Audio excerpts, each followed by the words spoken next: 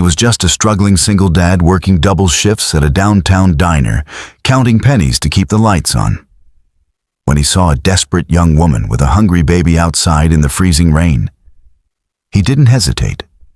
He handed her his last $20, the money meant for his own daughter's breakfast. To everyone watching, it was just another invisible act of kindness in a cold city. But that woman wasn't who she appeared to be. And when she walked back into his life 3 weeks later, she didn't come alone. She came with lawyers, cameras, security guards, and an offer that would change everything he thought he knew about survival, sacrifice, and second chances. What happened next would expose a billion-dollar conspiracy, uncover a hidden past neither of them expected, and prove that sometimes the smallest act of compassion can unlock the biggest miracles. This isn't just a story about money. It's about the moment when giving everything away brings everything back. Before we jump back in, tell us where you're tuning in from. And if this story touches you, make sure you're subscribed. Because tomorrow, I've saved something extra special for you. The November wind cut through downtown Seattle like broken glass, sharp and unforgiving. Outside the Bluebird Diner, neon lights flickered against rain-slicked pavement, casting pink and blue reflections that danced with every gust. It was the kind of night that made people walk faster, heads down, collars up, focused only on getting somewhere warm. Inside the diner, the air smelled like coffee, bacon grease, and the faint sweetness of maple syrup. Red vinyl booths lined the walls, their edges worn smooth by decades of elbows and late-night conversations. The jukebox in the corner played something old and bluesy, barely audible over the clatter of dishes and the hum of tired voices.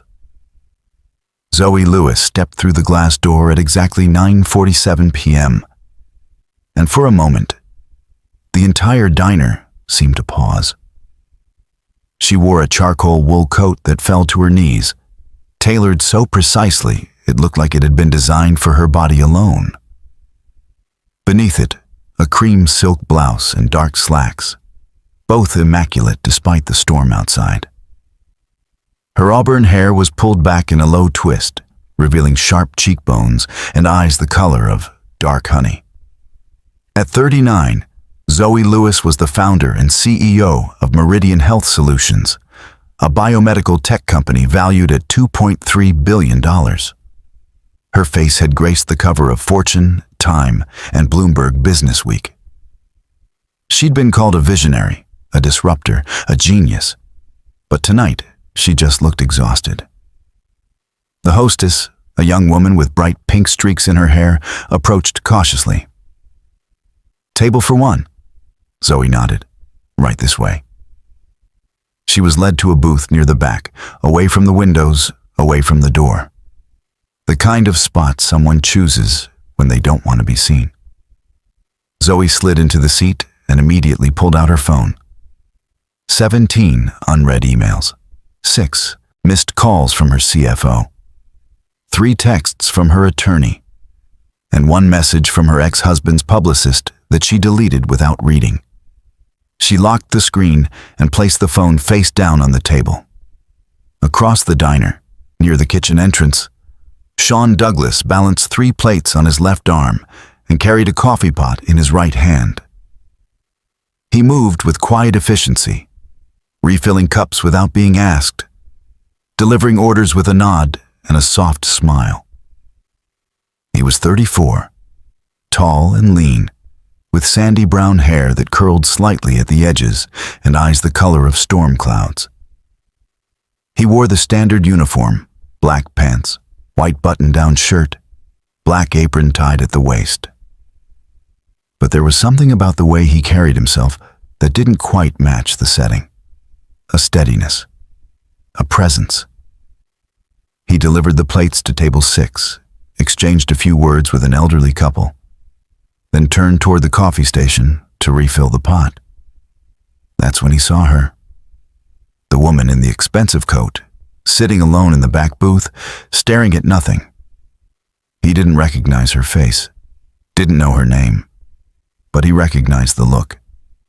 The hollow-eyed exhaustion of someone who'd been running too long and forgotten why they started. Sean wiped his hands on his apron and walked over. "Evening," he said quietly, pulling out a small notepad. "Can I get you something to drink?" Zoe looked up. For a split second their eyes met, and something unspoken passed between them. Not attraction, not curiosity, just recognition. The kind two tired people give each other in the middle of a long night. "Coffee," she said. "Black." "Coming right up." He turned to leave, but she spoke again. "Do you have anything stronger?" Sean paused, then smiled faintly. "Not legally, but the coffee's strong enough to feel like whiskey." A ghost of a smile touched her lips. "That'll do." He returned a moment later with a steaming mug and set it down gently in front of her. She wrapped both hands around it, absorbing the warmth. "You look like you've had a long day," Sean said. Zoe glanced up. "Is it that obvious?" "Only to someone who knows what long days look like." She studied him for a moment. "And you do?" He shrugged. "I've had a few." There was something in his tone that made her believe him. Not pity, not false cheer, just honesty. "What do you recommend?"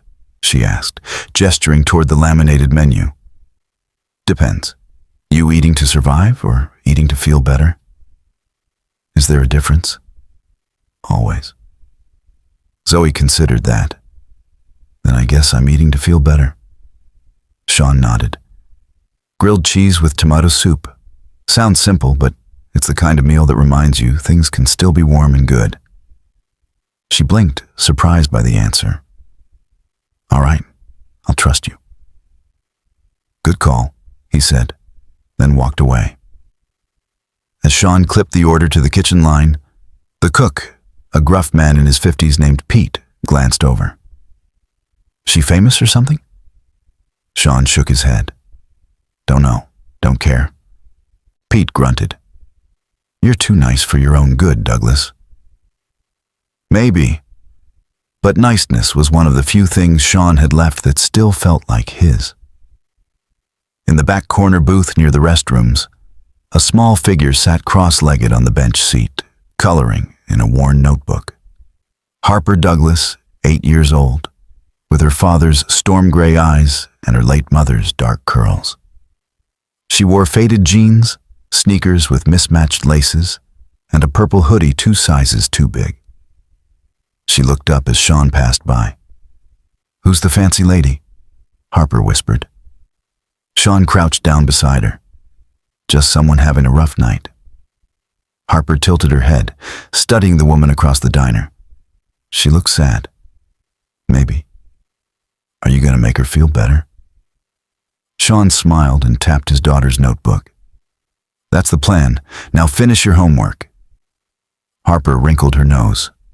"I'm drawing you as a superhero." "Oh yeah? What's my power?" "You make people smile even when they don't want to."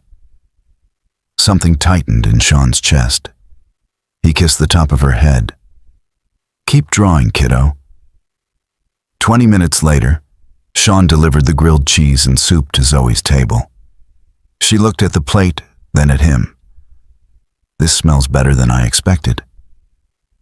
"Don't sound so surprised," Sean said with a grin. She picked up the sandwich, took a bite and paused. Then another. For the first time all night, the tension in her shoulders eased just slightly. "You were right," she said quietly. "Usually am when it comes to comfort food." Zoe set the sandwich down and looked at him directly. "You don't talk like a waiter." Sean raised an eyebrow. "How's a waiter supposed to talk?" "I don't know. Less like a therapist, maybe." He smiled. "Used to be a crisis counselor. Before this." Her eyes sharpened with interest. "What happened?" "Life," he said simply. "Sometimes you choose a new path." Sometimes it chooses you. Zoe understood that better than she wanted to admit. She ate slowly, savoring each bite. And for the first time in weeks, she wasn't thinking about board meetings or lawsuits or quarterly projections. She was just sitting in a diner, eating soup and talking to a stranger who somehow felt less like a stranger than most people she knew. Sean refilled her coffee without being asked. "Thank you," she said. "Anytime." As he walked away, Zoe watched him move through the diner, checking on other tables, joking quietly with the cook, pausing to ruffle his daughter's hair. There was something about him that didn't fit the setting, a gentleness that seemed intentional, like it had been chosen rather than inherited. She didn't know his name yet, didn't know his story, but she would. Outside, the rain intensified, drumming against the windows like 1,000 tiny fists. The world beyond the glass was dark and cold and unforgiving. But inside the Bluebird diner, beneath the flickering neon and the smell of fresh coffee, two people sat in separate corners of the same small world, unaware that their lives were about to collide in ways neither of them could predict. And in the back booth, a little girl with mismatched shoelaces drew a picture of her father wearing a cape. Preparing and narrating this story took us a lot of time. So if you are enjoying it, subscribe to our channel. It means a lot to us. Now back to the story. The night shift at the Bluebird Diner had a rhythm all its own. Between 10 and midnight, the crowd thinned to insomniacs, truck drivers, and people who didn't want to go home yet. Sean had learned to read them all. The man at the counter nursing his 4th cup of decaf because his apartment was too quiet. The college student in the corner booth with textbooks spread like a fortress. The woman by the window who ordered pie she never ate, just stared at her phone and waited for messages that never came. Sean understood them because he'd been all of them at different points in his life. He wiped down table 4 and glanced toward the back booth where Zoe Lewis still sat, her soup half finished, her phone now back in her hand. She scrolled through something with the focused intensity of someone trying to solve an impossible equation. Harper appeared at his elbow, tugging gently on his apron. "I finished my drawing," she announced, holding up her notebook. Sean looked down at the crayon sketch. It showed 2 stick figures, one tall with a cape, one small with pigtails, standing in front of what looked like a giant sandwich. "That's us?" he asked. Harper nodded proudly. "You're super, Dad. Your superpower is making the best grilled cheese in the galaxy." He laughed, a real laugh that came from somewhere deep. "The galaxy, huh? That's a lot of pressure. You can handle it." Sean crouched down to her level. "You good to hang out here for another hour? Then we'll head home." Harper glanced toward the window where rain streaked down the glass in diagonal rivers. "Can we walk, even if it's raining? You like the rain? Mom used to say rain washes the sad away." Sean's throat tightened. He reached out and tucked a curl behind her ear. "Yeah, she did say that." Harper smiled, then skipped back to her booth, already starting a new drawing. Sean stood and exhaled slowly. It had been 3 years since the accident. 3 years since a drunk driver ran a red light and took his wife, Emily, away from them in the span of a heartbeat. 3 years of learning how to be both mother and father, both strength and softness, both anchor and sail. He'd left his job as a crisis counselor 6 months after Emily died. The work, the emotional weight of other people's trauma on top of his own, had become unbearable. So he'd taken the first job he could find that offered flexible hours and let him keep Harper close. The Bluebird wasn't glamorous, but it paid enough to cover rent, groceries, and the occasional new pair of shoes when Harper outgrew the old ones. Pete rang the bell from the kitchen. "Order up, Douglas." Sean grabbed the Psychorabor's plate, a burger and fries for table 2, and delivered it with a quick smile. As he turned back toward the kitchen, he noticed Zoe waving him over. He approached her table. "Need something?" She hesitated, then gestured to the seat across from her. "Do you have a minute?" Sean glanced around the diner. Only 5 tables occupied, all settled. He slid into the booth. "Everything okay with the food?" he asked. "It's perfect," Zoe said. "That's not why I asked you to sit." He waited. She folded her hands on the table. "You said you used to be a crisis counselor. What kind of crises?" Sean leaned back slightly. "Suicide prevention hotline, domestic violence intervention, hostage negotiation support for the police. Basically, anywhere someone needed to talk instead of act." Zoe's eyes widened. "That's not a small thing." "No, but it mattered." "Why'd you leave?" He paused, choosing his words carefully. "After my wife died, I couldn't hold other people's pain anymore. I could barely hold my own." Zoe's expression softened. "I'm sorry." "It's all right. I'm still here. So is Harper." "Harper?" Sean nodded toward the back booth where his daughter sat drawing. "My daughter. 8 years old, smarter than me, funnier than me, keeps me honest." Zoe turned and looked at the little girl with the purple hoodie. Something flickered across her face, something unreadable. "She's lucky to have you," Zoe said quietly. "I'm the lucky one." They sat in silence for a moment. Then Zoe spoke again, her voice lower. "Do you ever feel like you're failing, even when you're doing everything right?" Sean met her eyes. "Every single day." She blinked, surprised by the honesty. "I wake up," Sean continued, "and I make breakfast. I walk Harper to school. I work 2 shifts. I help with homework. I tuck her in.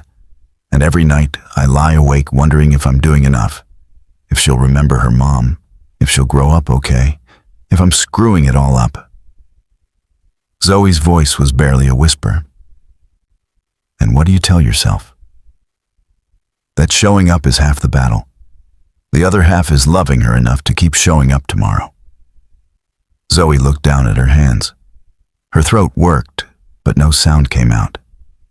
Sean leaned forward slightly. "You're not just asking about me, are you?" She shook her head. "You want to talk about it?" Zoe laughed, but it was hollow. "I wouldn't even know where to start." "Start anywhere." She exhaled shakily. "I built a company from nothing, Meridian Health Solutions. We develop AI-driven diagnostic tools for underserved hospitals. We've saved thousands of lives, maybe tens of thousands. And right now, I'm on the verge of losing everything because the board thinks I'm a liability." Sean frowned. "Why?" "Because I refuse to sell patient data to a pharmaceutical conglomerate. Because I wouldn't compromise the mission for profit. And because my ex-husband, who happens to be on the board, is leading the charge to have me removed as CEO." Sean leaned back, processing. "That's not failure. That's integrity. Integrity doesn't pay legal fees." "No, but it lets you sleep at night."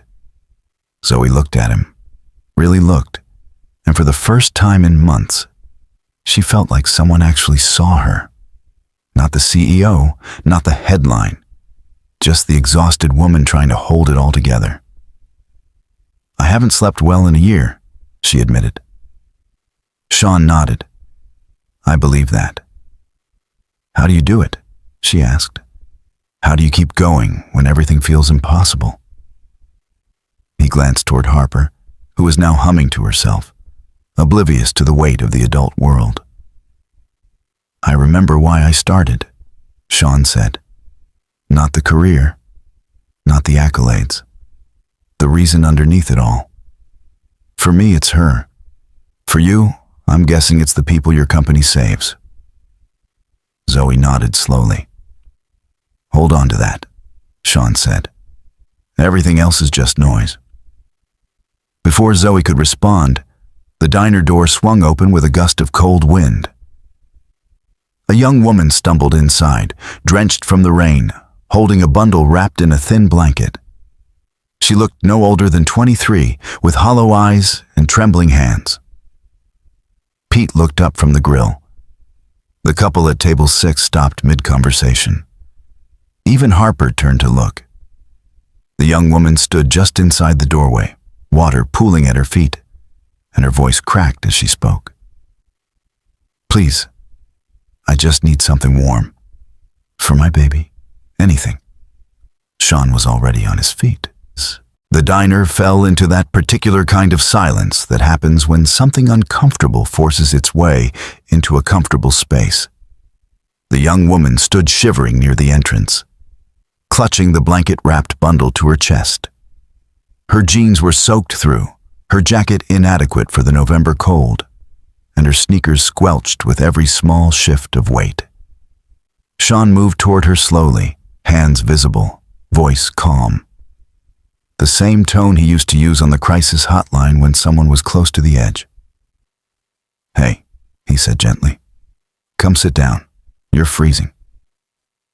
The woman's eyes darted around the diner, wary, defensive. I don't have money. I just need something for her. Please. She hasn't eaten since yesterday. Sean gestured toward an empty booth near the heater. Money doesn't matter right now. Sit. Let me get you both something warm. She hesitated, then slowly walked to the booth and slid in, still holding the bundle protectively. As she adjusted the blanket, a tiny face emerged, an infant, maybe 6 months old, with flushed cheeks and wide, frightened eyes. Harper whispered from her booth, Daddy, is the baby okay? Sean glanced back. Stay there, sweetheart. He turned to Pete, who was already moving, pulling out a bowl, ladling soup. No words needed.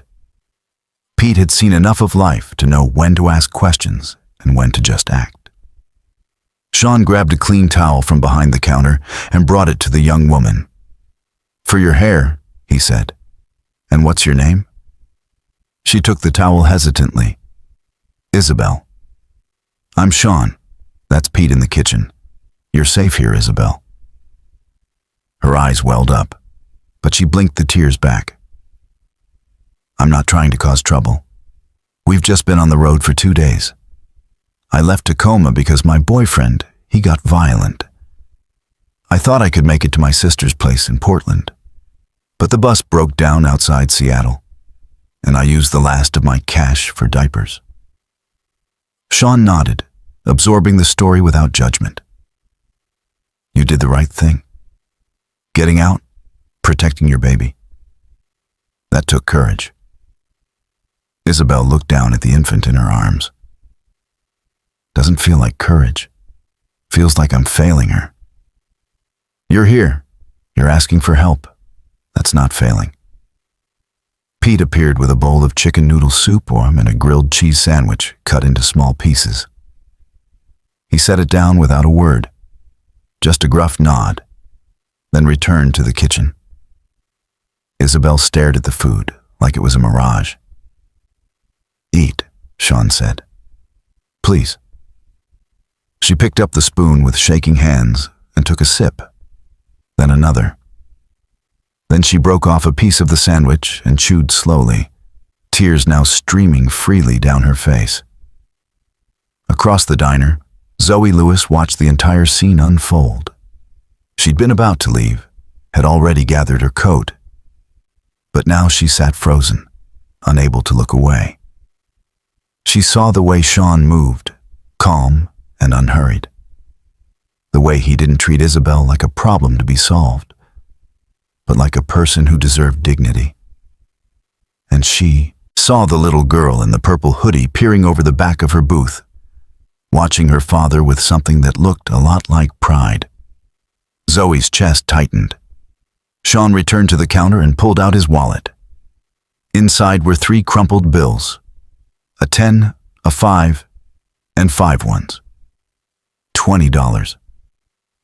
The money he'd set aside for Harper's breakfast tomorrow and bus fare to her school. He didn't hesitate. He walked back to Isabel's table and placed the $20 bill beside her soup bowl. "There's a youth shelter about 4 blocks north of here," he said quietly. "Providence House. They take in mothers and infants. No questions, no judgment. This should cover a cab to get you there. Tell them Sean sent you. They know me." Isabel looked at the money, then at Sean, her face crumpling. "I can't take this." "You're not taking it. I'm giving it. There's a difference." "But what about you?" Sean smiled. "We'll be fine. You need it more." Isabel covered her mouth with one hand, the other still holding her baby. "Why are you doing this?"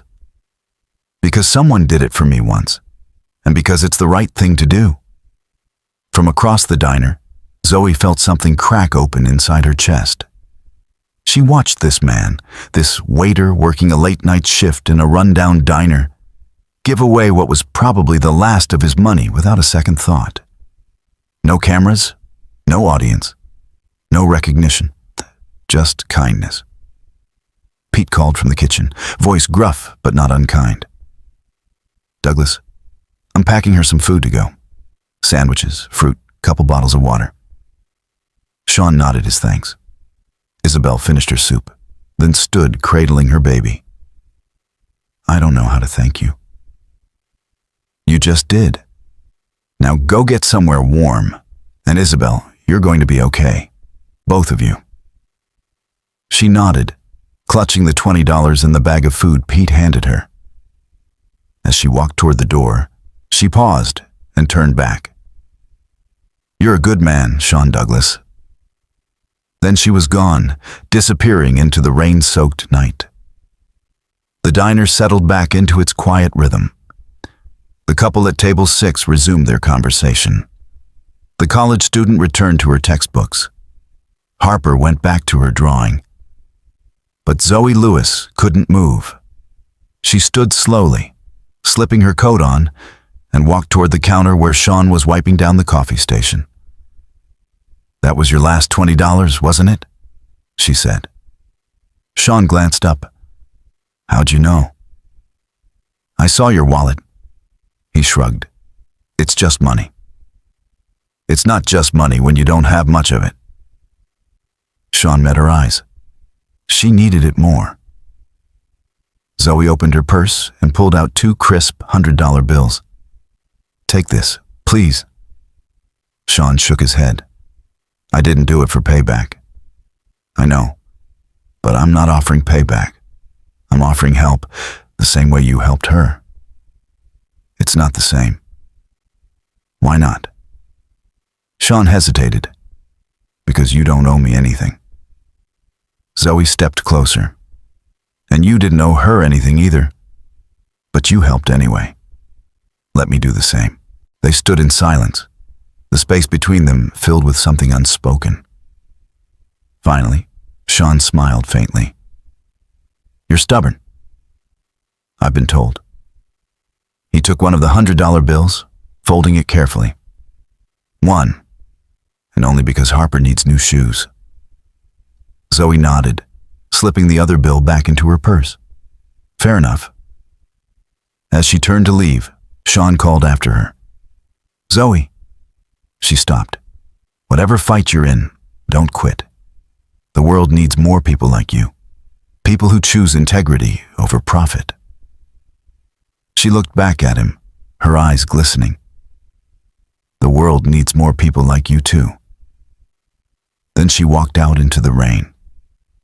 Sean stood at the counter, watching her disappear into the darkness. Harper appeared beside him, tugging on his sleeve. "Did you just give away all our money?" she asked. "Yeah." "Are we going to be okay?" Sean picked her up, settling her on his hip. "Always, as long as we have each other." Harper rested her head on his shoulder.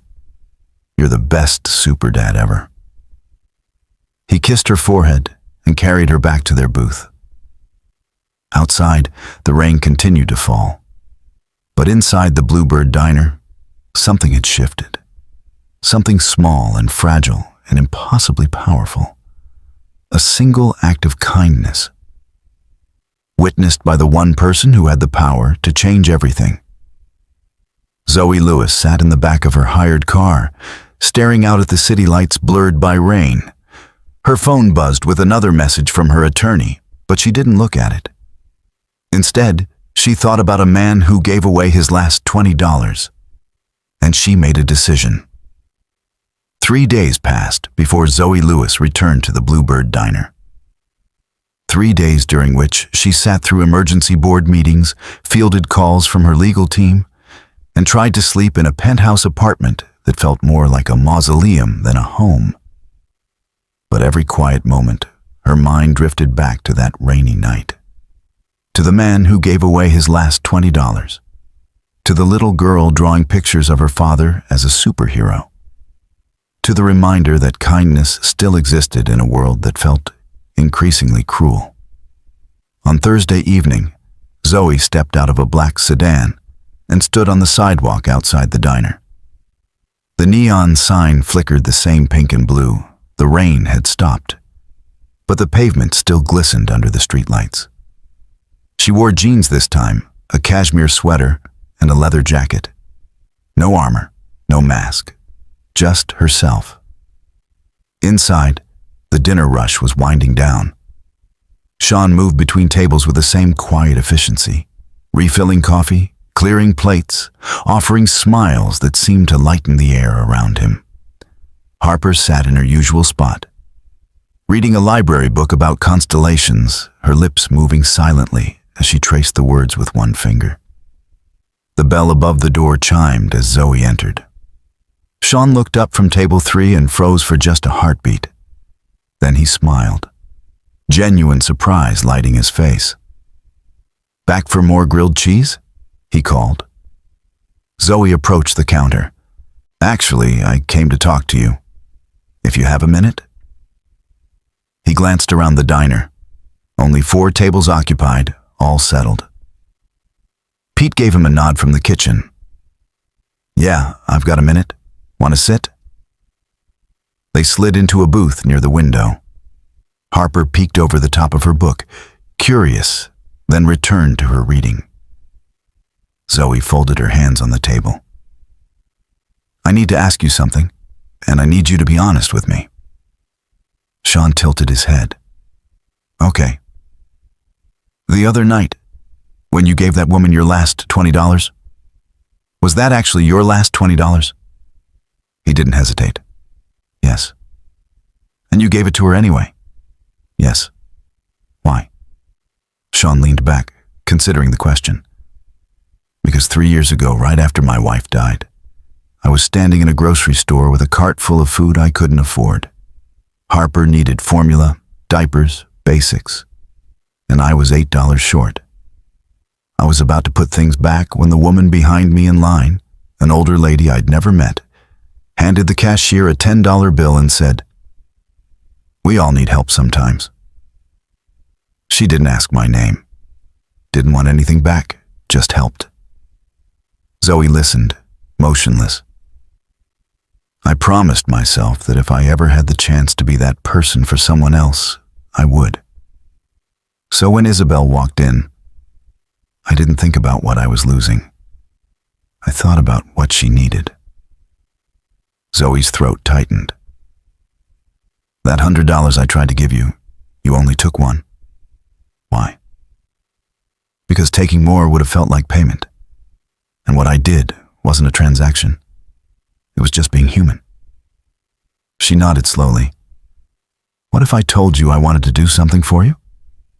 Not as payment, but because I think the world needs more people like you in positions where they can actually make a difference." Sean frowned.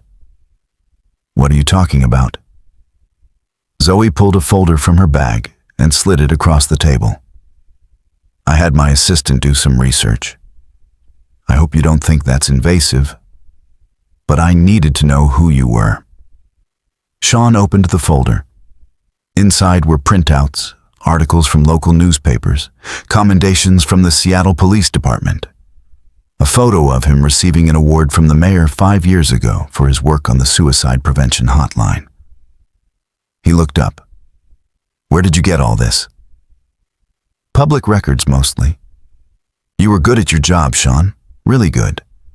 The police department tried to recruit you 3 times. The FBI wanted you for their crisis negotiation team, but you turned them all down. I had Harper to think about.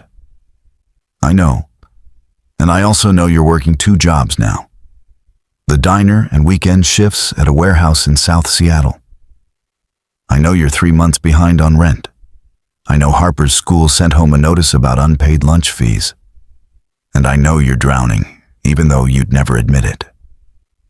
Sean closed the folder, his jaw tight. Why are you doing this? Because 3 nights ago, you reminded me what integrity looks like. And I want to offer you a chance to use your skills somewhere they matter, somewhere you can actually help people again without sacrificing your daughter's stability. He shook his head. I can't go back to crisis work. I told you, I can't carry that weight anymore. I'm not asking you to. I'm offering you a position at Meridian Health Solutions, Director of Patient Relations and Ethics Oversight. You'd work with hospitals, patients, families navigating impossible medical decisions. You'd be the human voice in a system that's forgotten how to listen. The pay is $120,000 a year, full benefits, flexible hours so you can be there for Harper. Sean stared at her. You're offering me a 6-figure job because I bought someone soup? No. I'm offering you a 6-figure job because you have a gift for seeing people when they're invisible. And my company desperately needs that. He was silent for a long moment. Then he said quietly, Why do I feel like there's more to this? Zoe exhaled. Because there is. My company is under attack. My ex-husband and half the board are trying to force me out. They want to turn Meridian into a profit machine, and they don't care who gets hurt in the process. I'm fighting back, but I need people around me I can trust. People who won't be bought. People who understand that some things matter more than money. Sean met her eyes. You're asking me to walk into a war zone. I'm asking you to stand for something that matters, the same way you did the other night. Before Sean could respond, a small voice spoke from across the diner. Daddy, can we help her? Both of them turned. Harper stood beside their booth, her constellation book tucked under one arm, her gray eyes serious. Sean blinked. Harper, this is grown-up stuff. I know, but she looks sad, like you did after Mom died, and you always say we help people who are sad. Zoe's breath caught. Sean looked at his daughter, then at Zoe, then back at Harper. Sweetheart, it's more complicated than that. Harper shook her head. You gave the lady with the baby our food money because she needed help. This lady needs help too, and she's offering to help us back. Mom would say that's called balance. Sean's chest tightened. Emily had always talked about balance. Giving and receiving, helping and being helped, the universe finding its equilibrium. He looked at Zoe. If I say yes, I need you to promise me something. Anything. Harper comes first, always. If this job ever puts her at risk, I walk. No questions, no hard feelings. Zoe nodded. I promise. Sean took a breath, then extended his hand across the table. Then I'm in. Zoe shook his hand, and for the first time in months, she felt something she'd almost forgotten. Hope. Harper grinned and slid into the booth beside her father. Does this mean I get to see where the robots help people? Zoe laughed, a real laugh. We don't have robots, but we have some pretty amazing technology. Would you like a tour? Can I, Daddy? Sean smiled. Yeah, kiddo, you can. As they sat together, the three of them, Zoe felt the weight on her shoulders shift just slightly. She wasn't alone anymore, and neither was Sean. Outside, a car idled across the street. Inside sat a man in an expensive suit, his phone pressed to his ear. "She's making moves," he said into the phone. "Recruiting people, building a team." The voice on the other end was cold. "Then we accelerate the timeline. I want her discredited, isolated, and removed from the board by the end of the month." "Understood." The man ended the call and took a photo of Zoe through the diner window. Then he drove away, disappearing into the Seattle night. Inside the Bluebird Diner, 3 people sat together, unaware that the war Zoe had warned about was already at their doorstep. But they would find out soon enough. The offices of Meridian Health Solutions occupied the top 3 floors of the Cascadia Tower in downtown Seattle. Floor-to-ceiling windows offered panoramic views of Elliott Bay, the Space Needle, and the Olympic Mountains beyond. The interior was all clean lines and natural light, bamboo floors, living walls of ferns and moss, air that smelled faintly of eucalyptus. It felt less like a tech company and more like a sanctuary. Zoe led Sean and Harper through the glass doors on Monday morning. Harper's eyes went wide as she took in the open workspace, the collaboration pods with their curved couches, the meditation room visible through frosted glass, and the wall of screens displaying real-time health data from partner hospitals across the country. "Whoa," Harper breathed. A woman in her early 30s approached, tablet in hand, her dark hair pulled into a sleek ponytail. She wore a charcoal blazer and a welcoming smile. "Zoe, good morning. And you must be Sean Douglas." She extended her hand. "I'm Cindy Blake, Chief Operations Officer. Welcome to Meridian." Sean shook her hand. "Thank you. This is my daughter, Harper." Cindy crouched down to Harper's level. "Hi, Harper. Has anyone ever told you that you have excellent taste in hoodies?" Harper looked down at her purple hoodie and grinned. "It's my favorite." "Mine too. Purple's a power color." Cindy stood and gestured down the hallway. "Zoe, the team's gathering in conference room B. And Sean, I've set up your office. I'll take you there after the meeting." They walked through the workspace. Employees looked up, some offering curious glances, others warm smiles. There was an energy here, purposeful and alive, the feeling of people working towards something that mattered. Conference room B overlooked the bay. Around the long table sat 5 people, each one representing a different division of the company. Zoe took her seat at the head of the table and gestured for Sean to sit beside her. Harper settled into a chair near the window with her book. "Everyone," Zoe began, "I want to introduce Sean Douglas, our new Director of Patient Relations and Ethics Oversight. Sean comes to us with a decade of experience in crisis intervention and human-centered care. He's going to help us remember why we started this company in the first place." A man in his 50s with silver hair and kind eyes nodded approvingly. "Welcome aboard, Sean. I'm Anthony White, head of our hospital partnership program. Looking forward to working with you." Sean nodded his thanks. Cindy pulled up a presentation on the wall screen. "All right, let's dive in. We have 3 critical updates. First, the FDA approval for our diagnostic AI just cleared its final review. We're officially live in 12 states as of this morning." Applause rippled around the table. "Second," Cindy continued, "we've received formal partnership requests from 18 new hospitals, most of them rural or underserved. That's the good news. The bad news is we're stretched thin on implementation support." Zoe leaned forward. "That's where Sean comes in? He'll work directly with patients and families, making sure the human side of our technology doesn't get lost. Cindy, let's schedule site visits. Sean, I want you on the ground, listening to people, identifying gaps we're not seeing from up here. Sean nodded. Understood.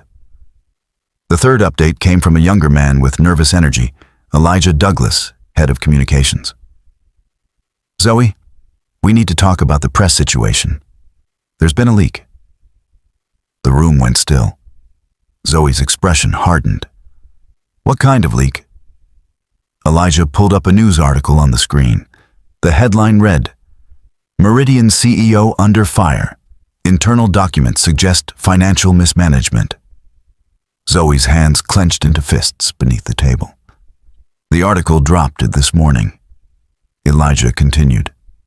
It cites anonymous board sources claiming you've been funneling company resources into unauthorized projects and ignoring fiduciary responsibilities. It's already trending on financial news sites. Sean watched Zoe's face. Her jaw was tight, her eyes sharp with controlled fury, but she didn't flinch. It's a hit piece, she said evenly. Planted by someone on the board, probably my ex-husband's camp. Anthony frowned. Can we trace the source? We're trying, Cindy said. But whoever leaked it knew how to cover their tracks. The documents referenced in the article are real, but they're stripped of context. It makes legitimate investments look reckless. Zoe stood and walked to the window, staring out at the city. They're escalating.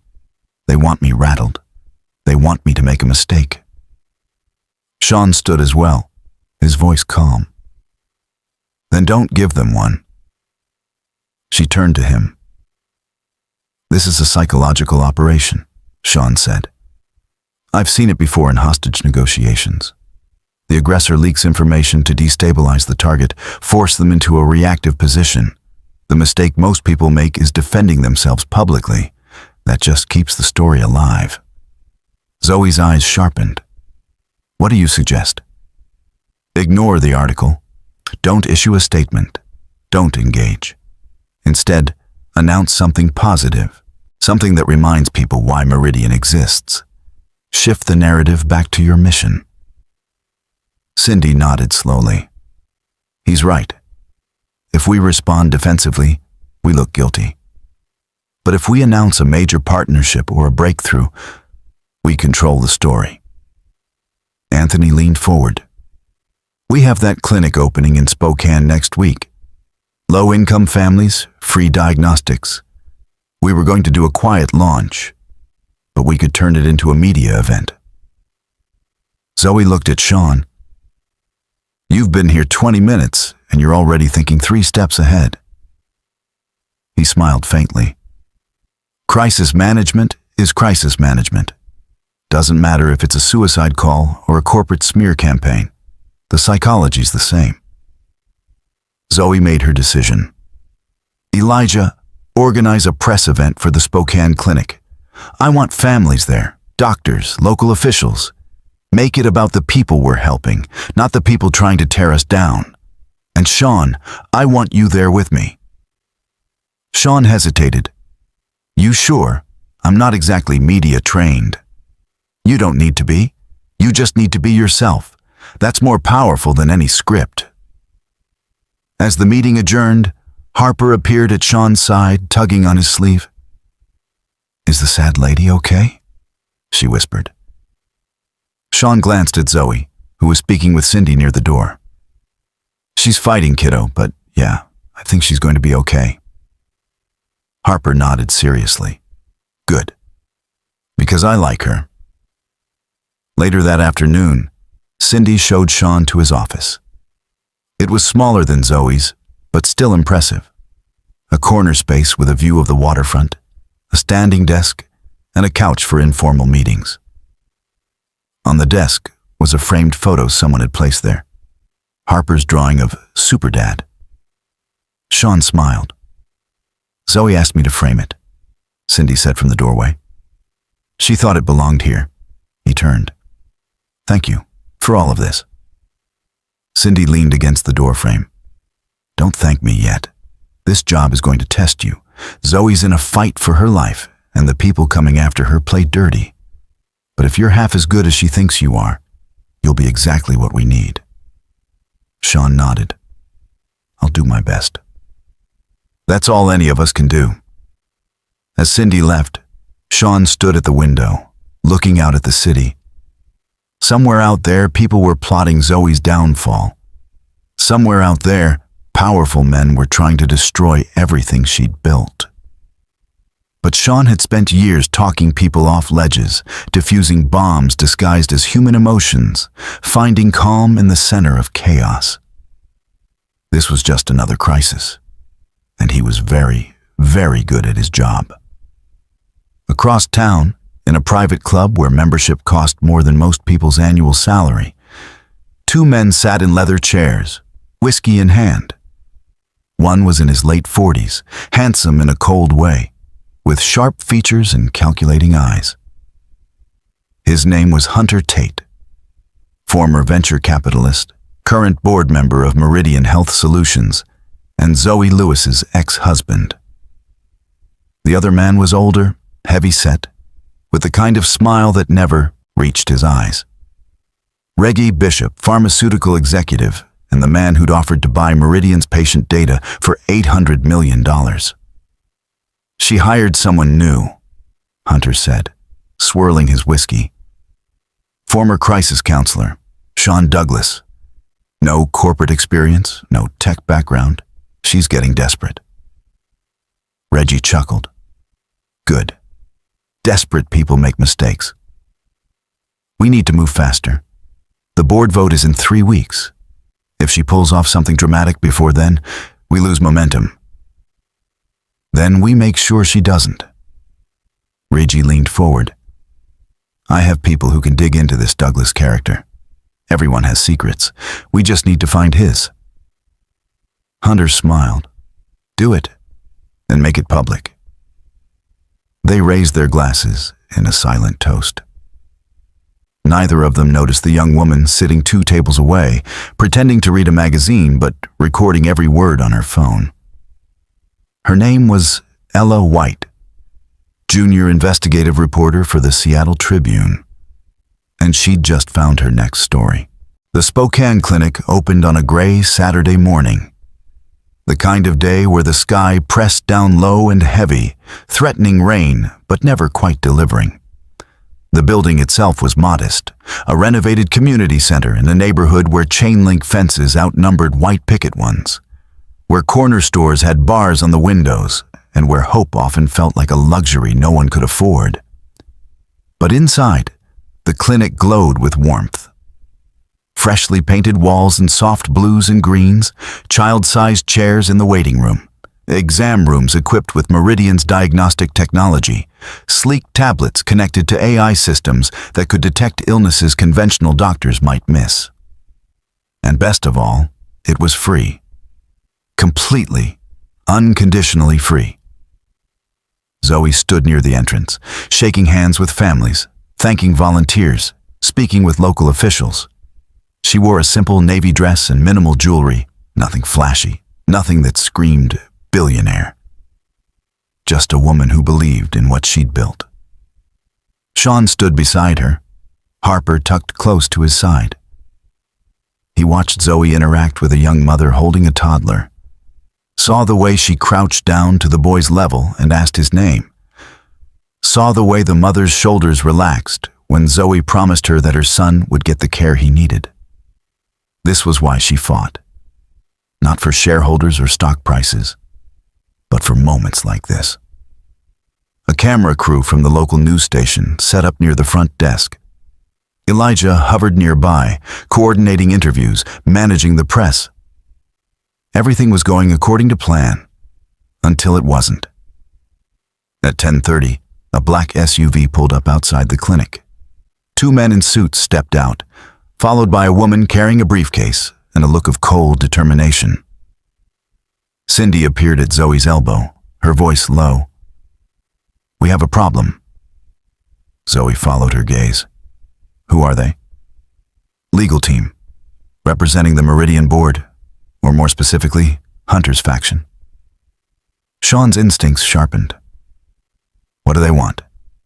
Nothing good, Cindy muttered. The woman with the briefcase approached Zoe directly, ignoring the families, the volunteers, the cameras. Dr. Lewis, I'm Patricia Vance, representing the Meridian Health Solutions Board of Directors. I'm here to serve you with a formal notice of suspension pending investigation into allegations of financial misconduct and breach of fiduciary duty. Zoe didn't move. You're serving me legal papers at a clinic opening? In front of families? Patricia's expression didn't change. The timing is regrettable, but the board insisted on immediate action.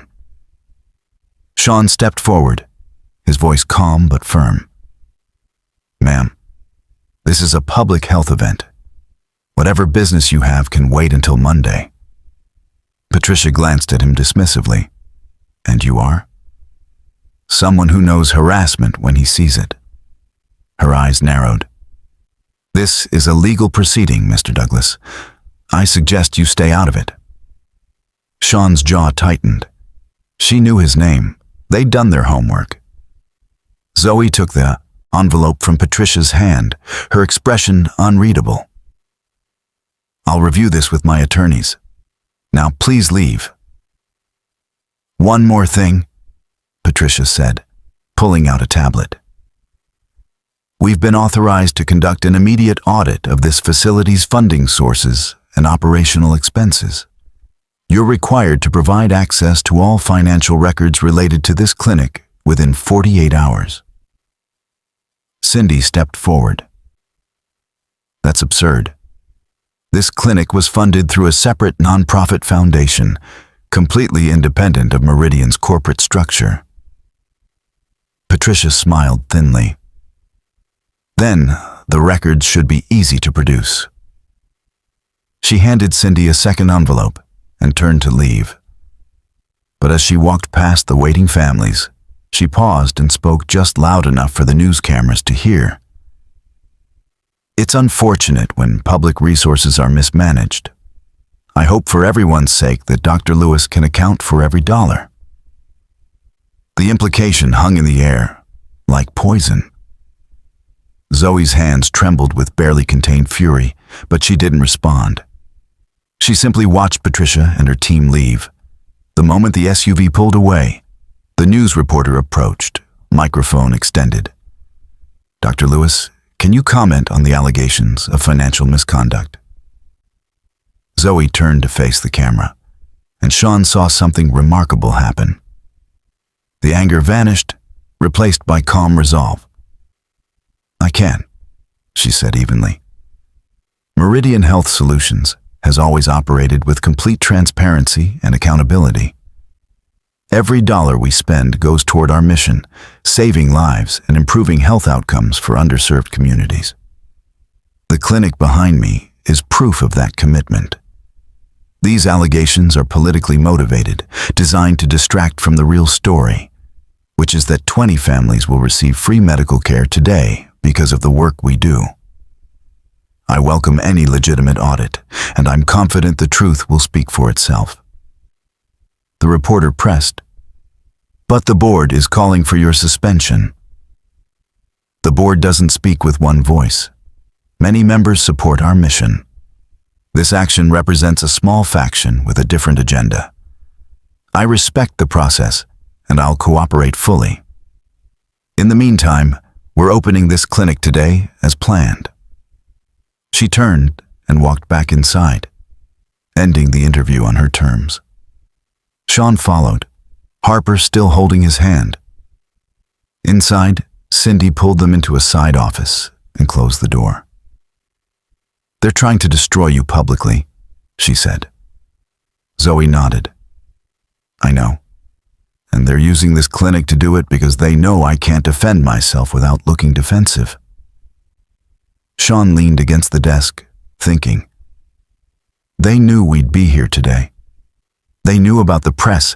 This wasn't coincidence. Someone on our team is feeding them information, Cindy said. Or someone's been watching us, Sean countered.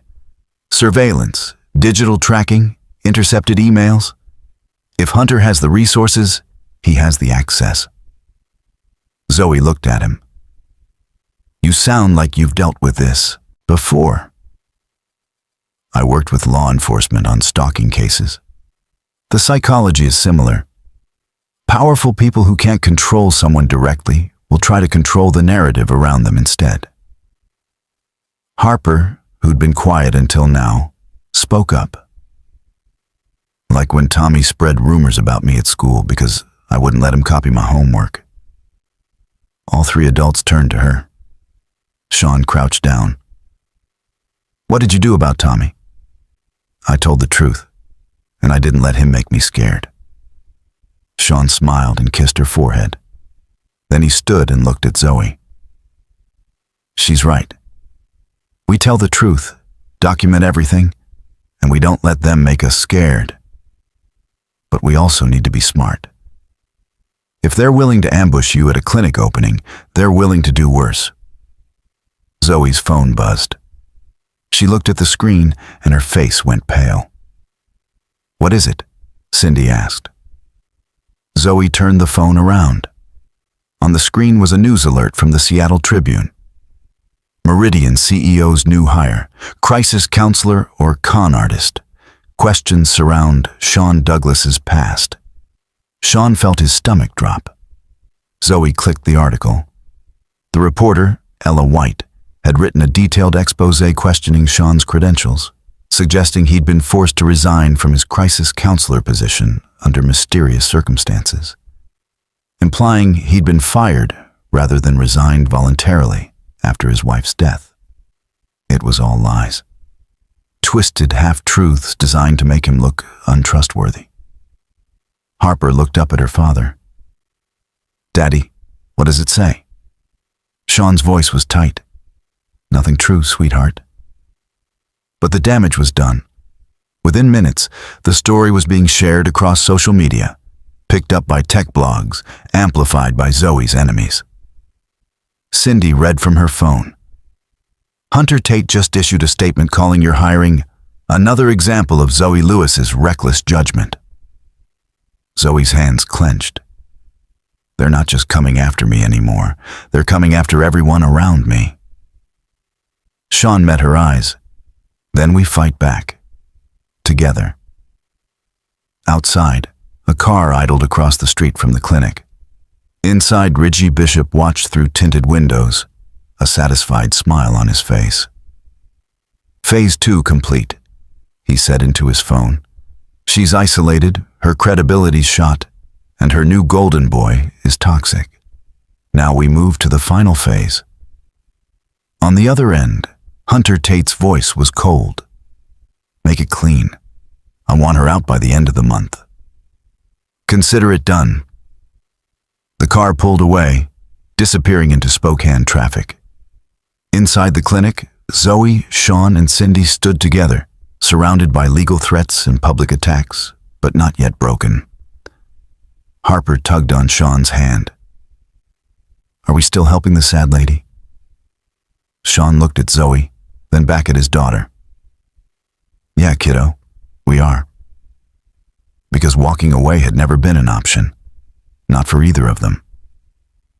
The call came at 2 a.m. Sean jerked awake to the sound of his phone vibrating on the nightstand. Harper slept soundly in the next room of their small apartment, undisturbed. He grabbed the phone, saw Zoe's name on the screen, and answered immediately.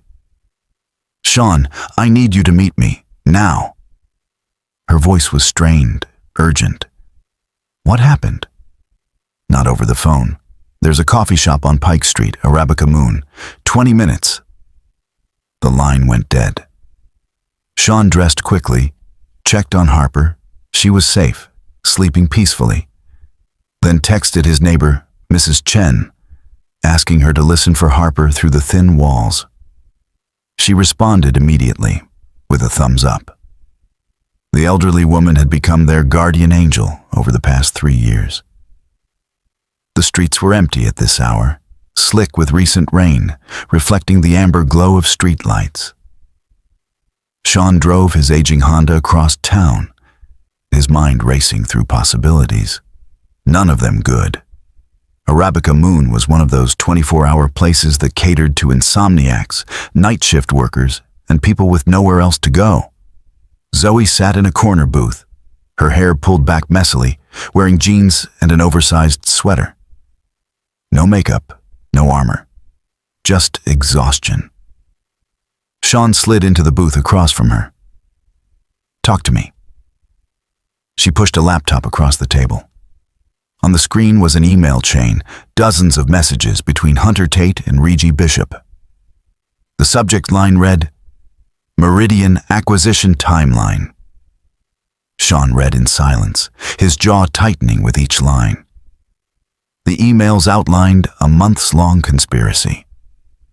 Hunter and Reggie had been planning to force Zoe out, install Hunter as interim CEO, then sell the company and all its patient data to Bishop Pharmaceutical for $1.2 billion. The data would be used to target vulnerable patients with expensive medications, turning Meridian's life-saving technology into a profit extraction machine. "How did you get these?" Sean asked. "Ella White, the reporter who wrote the hit piece about you. She contacted me 3 hours ago. Turns out she's been investigating Hunter for months. The article about you was assigned by her editor, who's on Bishop Pharmaceutical's payroll. But Ella's been playing both sides, gathering evidence." Sean looked up. "Why would she help you now?" Zoe's voice cracked. "Because she lost her brother to treatable cancer. He couldn't afford the medications that might have saved him. When she found out what Hunter and Reggie were planning to do with Meridian's data, she couldn't stay silent anymore." Sean scrolled through more emails. One phrase appeared repeatedly: "The Douglas problem." He clicked on a thread. His stomach turned. Hunter had hired a private investigator to dig into Sean's past, specifically his wife's death. The investigator had found the police report from the accident, Emily's toxicology results, the fact that Sean had been unreachable for 3 hours that night because he'd been on a crisis call. They were planning to imply that Sean's negligence had contributed to his wife's death, that he'd prioritized work over family, that he was an unfit father. "They're going to destroy you to get to me," Zoe whispered. Sean closed the laptop, his hands shaking with controlled rage. "Let them try. Sean, they'll drag Emily's memory through the mud. They'll question your custody of Harper. This isn't just about careers anymore. This is personal." He met her eyes. "It's been personal since the moment you offered me a second chance. Since the moment Harper asked if we could help you. I knew what I was walking into." "No, you didn't. Nobody could have known it would go this far." Sean leaned forward. 3 years ago, I made a promise at Emily's funeral. I promised her I would raise Harper to believe the world could still be good. That kindness mattered. That standing up for what's right was worth the cost. If I walk away now because it's hard, what does that teach my daughter?" Zoe's eyes filled with tears. "I can't ask you to sacrifice everything for this." "You're not asking. I'm choosing." They sat in silence, the weight of the decision settling between them. Finally, Zoe spoke. "Ella has enough evidence to expose Hunter and Reggie publicly. But if we go to press, it becomes a war. Legal battles, media scrutiny, years of fighting. And if we don't? We take it to the board directly, call an emergency meeting, present the evidence privately. Give them a chance to remove Hunter and Reggie quietly, without destroying the company's reputation." Sean nodded slowly. "That's the high road. It's also the riskier road. If the board sides with Hunter, we lose everything. Then we make sure they don't. Zoe pulled out her phone and forwarded the email chain to Cindy, Anthony, and 3 other board members she trusted. Emergency board meeting. Tomorrow morning. Mandatory attendance. As she sent the messages, Sean asked the question that had been haunting him since he read the emails. Why does Hunter hate you this much? Greed, I understand. But this feels personal. Zoe was quiet for a long moment. Then she said, because I chose the company over our marriage. When Meridian was just starting, I worked 100-hour weeks, missed anniversaries, birthdays, conversations. Hunter wanted a wife. I wanted to change the world. So he found someone else, and I found out through a text message meant for her. That's why you divorced? That's why he filed. But the real break happened when I refused to sell the company after we split. He'd invested early money, expected a payout. When I told him Meridian wasn't for sale, that it was never about profit, he took it as a personal betrayal. Sean understood. So this is revenge dressed up as business. Exactly. The coffee shop door chimed. Both of them tensed, but it was just a delivery driver picking up an order. Zoe exhaled. I'm sorry I dragged you into this. Stop apologizing. You gave me a chance to matter again, to use what I'm good at for something bigger than survival. Harper and I, we've been treading water for 3 years. You threw us a rope. Some rope. More like a grenade. Sean smiled faintly. I've handled worse.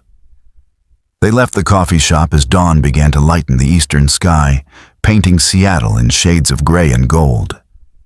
Tomorrow would bring the fight of Zoe's life. But tonight, she wasn't alone. And neither was Sean.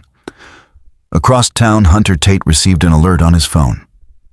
The subject line: Emergency board meeting called by CEO. He smiled and forwarded it to Reggie Bishop with a single word. Perfect. They'd been waiting for Zoe to make a desperate move. Now the trap was set. The Meridian boardroom felt different at 7 in the morning. Cold, clinical. The floor-to-ceiling windows that usually offered inspiring views of the city now just reflected the harsh fluorescent lights and the faces of 12 people about to decide the company's future. Zoe sat at the head of the conference table. Cindy on her right, Sean on her left. Across from them sat Hunter Tate, impeccably dressed in a charcoal suit, his expression calm and confident. Beside him sat 2 board members loyal to his cause. The remaining 7 board members sat scattered around the table, their allegiances unclear. Anthony White, the oldest member and former founding advisor, cleared his throat.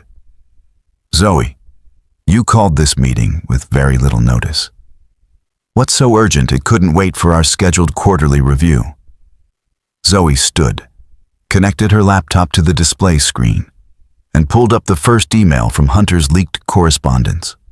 I'm here to present evidence of a conspiracy to illegally remove me as CEO and sell this company's patient data to Bishop Pharmaceutical in direct violation of our charter, our mission, and federal privacy law. The room erupted. Hunter's expression didn't change. That's a serious accusation, Zoe. I hope you have proof. I do. She clicked through the emails, each one more damning than the last. Discussions of bribing board members, plans to fabricate financial misconduct, strategies to discredit Zoe publicly. One board member, a woman in her 60s named Dr. Sarah Kim, removed her glasses and stared at the screen in horror. Hunter, please tell me this isn't real. Hunter leaned back in his chair. Those emails are taken out of context. Private discussions between business associates exploring hypothetical scenarios. Hypothetical? Cindy's voice cut through the room. You discussed specific dollar amounts, timelines, and targets. There's nothing hypothetical about conspiracy to commit fraud. Hunter's attorney, who'd been sitting quietly in the corner, spoke up. My client denies any wrongdoing. Furthermore, the manner in which these emails were obtained may constitute illegal hacking, making them inadmissible in any legal proceeding. Sean had been silent until now. But something in the attorney's tone, the practiced dismissiveness, triggered memories of his crisis counseling days. He'd heard that same tone from abusers, from manipulators, from people who believed power made them untouchable. He stood slowly. I'm not a lawyer, Sean said, his voice steady. But I spent 10 years talking to people in crisis. And one thing I learned is that guilty people always attack the messenger instead of addressing the message. So let me ask you directly, Mr. Tate. Did you or did you not conspire to sell patient data to Bishop Pharmaceutical? Hunter's eyes locked onto Sean's. I don't answer to you, Mr. Douglas. You're not even a board member. You're a waiter Zoe hired out of pity. The insult landed, but Sean didn't flinch. You're right. I'm not a board member, but I am someone who cares about the thousands of patients whose lives depend on Meridian's integrity. And I'm someone who recognizes a con when I see one. Anthony White raised his hand. Everyone calm down. Hunter, these are serious allegations. Regardless of how the evidence was obtained, we need to address the content. Did these conversations take place? Hunter hesitated, just a fraction of a second. But it was enough. Dr. Kim stood abruptly. I've heard enough. I move for an immediate vote of no confidence in Hunter Tate's continued board membership and a full independent audit of all communications between board members and outside entities over the past year. Seconded, Anthony said immediately. The vote was swift, 8-4. Hunter was out. He stood slowly, his composure cracking. This isn't over, Zoe.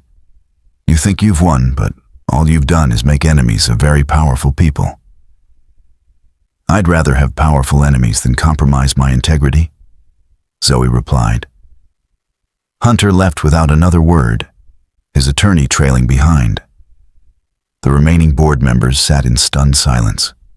Finally, Anthony spoke. Zoe, we owe you an apology. We should have seen this coming. Some of you did see it, Cindy said pointedly, glancing at two board members who'd abstained from the vote. The meeting adjourned 30 minutes later. The board pledged full support for Zoe's leadership and initiated legal action against Hunter and Reggie Bishop. As the boardroom emptied, Zoe collapsed into her chair, the adrenaline draining away, leaving only exhaustion. Sean sat beside her. You did it. We did it, she corrected. If you hadn't spoken up, if you hadn't called Hunter out, I don't think the vote would have gone our way. I just told the truth. Zoe turned to him, her eyes red-rimmed but clear. You've sacrificed so much for this. Your privacy, your peace, your safety. Why? Sean was quiet for a moment. Then he said, After Emily died, I felt like I'd failed at the most important job I'd ever had. Being a husband, being a partner. I was so focused on saving strangers that I missed the signs she was struggling. The night she died, I was on a call talking someone off a bridge. And while I was saving that person, I lost her. Zoe reached across and took his hand. That wasn't your fault. Maybe not, but it felt like it. For 3 years I've been trying to prove I could still be good at something that mattered. When Harper asked if we could help you, it felt like permission to try again. To be the person Emily thought I was. Zoe squeezed his hand. She was right about you. They sat together in the empty boardroom as morning light filled the space. Two people who'd walked through fire and somehow made it to the other side. Outside, Harper sat in the waiting area with Ella White, the reporter who'd brought them the evidence. Harper was showing Ella her newest drawing, a picture of 3 people holding hands under a rainbow. "Who are they?" Ella asked. "My daddy, the sad lady who's not sad anymore, and me," Harper said. "We're a team now." Ella smiled. "Yes, you are." 6 months passed like a long exhale. Hunter Tate and Reggie Bishop faced federal charges for conspiracy to commit fraud and HIPAA violations. The legal proceedings dragged on, but Meridian Health Solutions emerged stronger, its mission reaffirmed, its leadership vindicated. Zoe threw herself into expansion. 3 new clinics opened in underserved communities. The diagnostic AI platform expanded to 22 states. And most importantly, patient outcomes improved measurably. But something else changed too, something quieter. Sean Douglas became the soul of Meridian's patient relations program.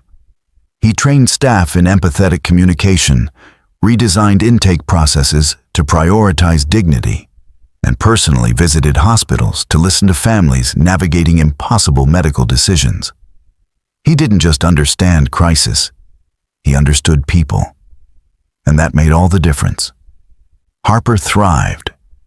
New school, new friends, new confidence. The financial stability meant piano lessons, art classes, and a college fund that actually had money in it. But more than that, she had a father who smiled more, worried less, and seemed to have found his purpose again. On a Saturday afternoon in late spring, Zoe invited Sean and Harper to her house for the first time. Not the downtown penthouse, but her real home. A restored craftsman in the Wallingford neighborhood, with a wraparound porch and a garden she never had time to tend. Harper ran through the backyard, chasing a butterfly, while Zoe and Sean sat on the porch steps with glasses of iced tea. "I've been thinking," Zoe said, watching Harper's joy with a soft smile. "About what comes next?" "For Meridian?" Sean asked. "For me." She turned to him. "I've spent 15 years building a company, and it matters. But I'm realizing there's more to life than board meetings and quarterly reports." Sean nodded. "Emily used to say that success isn't what you build, it's who you become while building it." She sounds like she was wise. She was. I wish you could have met her. Zoe was quiet for a moment. Then she said, "I'm creating a new foundation, separate from Meridian. It'll focus on support systems for families dealing with medical crises, counseling, financial assistance, respite care. I want you to run it." Sean blinked. "Me?" "You. You've already been doing the work informally. Let's make it official, structured, sustainable." "Zoe, I'm not qualified to run a foundation. You're the most qualified person I know. You understand loss, you understand resilience, and you understand that the system doesn't just fail patients, it fails families." She paused. "I'm calling it the Emily Douglas Foundation, if that's okay with you." Sean's breath caught. He looked at Harper, spinning in circles on the lawn, and felt something shift in his chest. "She'd be honored," he said quietly. Zoe smiled. "So, is that a yes?" "It's a yes." They sat together, watching Harper play, and Zoe leaned her head on Sean's shoulder. He didn't pull away. "Can I ask you something personal?" Zoe said. "Always." "Do you think people like us get second chances? People who've lost so much?" Sean thought about the night he gave away his last $20. About the moment Harper asked if they could help. About every small choice that led them here. "I think we're living our second chance right now," he said. Zoe lifted her head and looked at him. Really looked. And in that moment, something unspoken passed between them, not gratitude, not partnership, but something deeper. She kissed him, softly, tentatively. Sean kissed her back. When they pulled apart, Harper was standing 3 feet away, grinning like she'd just discovered the world's best secret. "I knew it," she announced triumphantly. Zoe laughed, genuinely surprised. "Knew what?" "That you two were going to fall in love. I'm very smart about these things." Sean raised an eyebrow. "Oh, really?" Harper nodded sagely. "Yep, I've been planning your wedding since February." Both adults burst out laughing. As the sun set over Seattle, painting the sky in shades of orange and pink, 3 people sat together on a porch, not as rescuer and rescued, not as employer and employee, but as something simpler and infinitely more complicated. A family, still being built. 1 year later, the Emily Douglas Foundation opened its doors in a renovated elementary school in South Seattle. The building had been abandoned for years, tagged with graffiti, windows broken, a monument to neglect. Now it gleamed with fresh paint, new windows, and a garden bursting with color. The main hall held counseling rooms, a children's play area, a resource center with computers and legal aid volunteers, and a community kitchen where families could share meals. Upstairs were temporary housing units for families in crisis, clean and dignified spaces where people could catch their breath. On opening day, over 200 people gathered. Families who'd been helped during the pilot program. Hospital staff who'd partnered with the foundation, local officials, and news crews documenting not a scandal, but a triumph. Zoe stood at the podium, Sean beside her, Harper sitting in the front row wearing a purple dress and a flower crown. 3 years ago, Zoe began, I thought success meant building the biggest company, making the most impact, changing systems. And that work matters. But I learned something equally important from a man who gave away his last $20 to help a stranger. I learned that the systems we build are only as good as the compassion we put into them. She gestured to Sean. This foundation exists because Sean Douglas showed me what real integrity looks like. Not in boardrooms or headlines, but in quiet moments when no one's watching. When you choose kindness, even when it costs you everything. Sean took the microphone, clearly uncomfortable with public speaking, but determined. My wife, Emily, used to say that love isn't a feeling. It's a series of choices. Choosing to show up, choosing to help, choosing to believe people deserve better. This foundation is built on those choices, and everyone who walks through these doors will be met with dignity, respect, and the support they need to keep going. He paused, then smiled. Emily would be proud, and that's all that matters. The crowd applauded as a ribbon was cut, and the doors officially opened. Later that afternoon, as the celebration wound down, Harper tugged on Zoe's sleeve. Can we plant the tree now? They'd planned this moment carefully. In the center courtyard stood a young cherry tree, its roots wrapped in burlap, waiting. Sean, Zoe, and Harper knelt together in the soil. They dug the hole, lowered the tree, and packed the earth around it with gentle hands. Harper placed a small stone at the base. On it, she'd written in careful letters, for Emily, for second chances, for love. Zoe wiped her eyes. Sean pulled them both close. What do you think will happen to this tree? Harper asked. Sean looked up at the slender branches. It'll grow. Put down deep roots, give shade, bloom every spring. Like us, Harper said simply. Yeah, kiddo, like us. As they stood, Zoe slipped her hand into Sean's. On her left hand, a simple silver band caught the sunlight. They'd married quietly 6 months ago, just the 3 of them, and a judge at the courthouse. No fanfare, no press, just promises.